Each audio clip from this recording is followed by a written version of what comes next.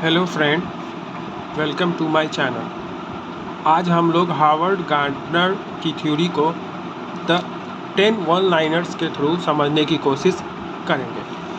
तो सबसे पहला पॉइंट जो है कि गार्डनर ने जो सिद्धांत दिया है उस थ्योरी का नाम है थ्योरी ऑफ मल्टीपल इंटेलिजेंस, जिसे हम हिंदी में बहुबुद्धि का सिद्धांत भी कहते हैं।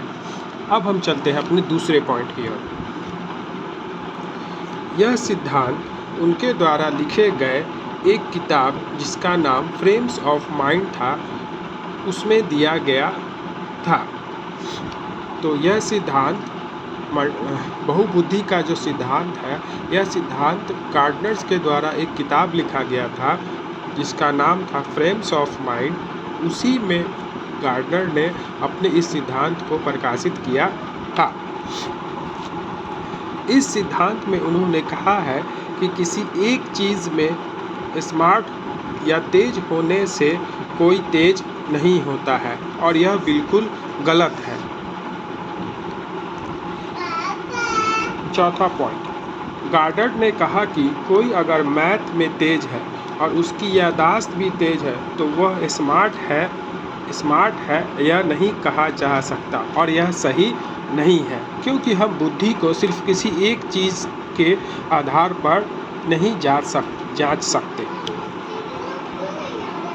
अब चलते हैं पांचवें पॉइंट की ओर। इसलिए उन्होंने जब किताब लिखा तो यह कहा कि बुद्धि कोई एक क्षमता नहीं है, बल्कि अलग अलग क्षमताओं का समूह है। इस कारण से जब उन्होंने कहा कि कोई आदमी एक बुद्धि में तेज नहीं हो सकता है, तो उन्होंने बुद्धि को अलग अलग समूह में बांट दिया।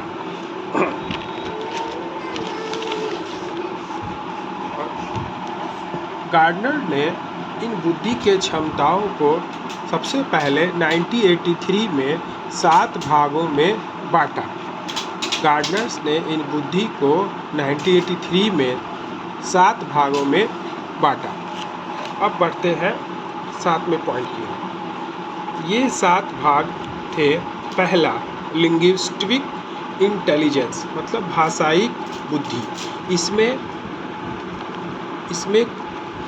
इसका एग्जाम्पल जो है, इसमें कौन आते हैं? हमारे राइटर, लेखक और टीचर, जिनको कि अपने भाषा या शब्दों का उपयोग करना पड़ता है।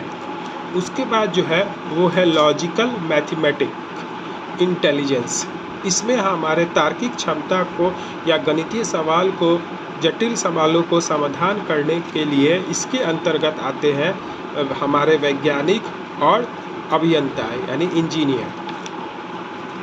तीसरा है स्पाइटल इंटेलिजेंस, इसके अंतर्गत हम आते हैं आर्टिस्ट और डिज़ाइनर। उसके बाद चौथा पे है म्यूजिकल इंटेलिजेंस, यानी संगीत के क्षेत्र में जिनका बुद्धि तेज है वैसे लोग।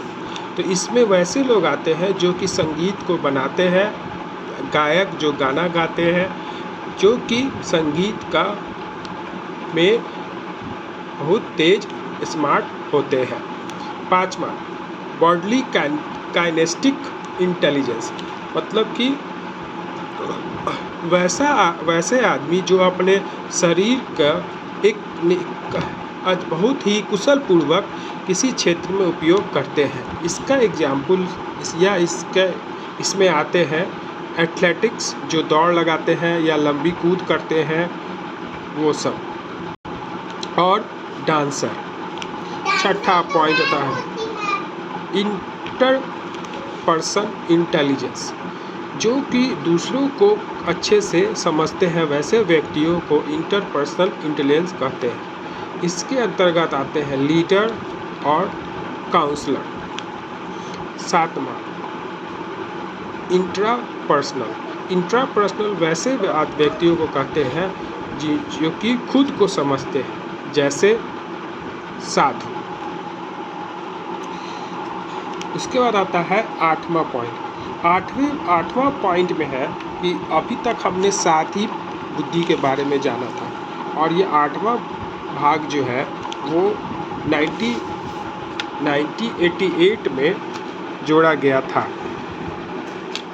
गार्डनर्स के द्वारा ये 8वां भाग 1988 में जोड़ा गया था और यह था नेचुरलिस्टिक इंटेलिजेंस।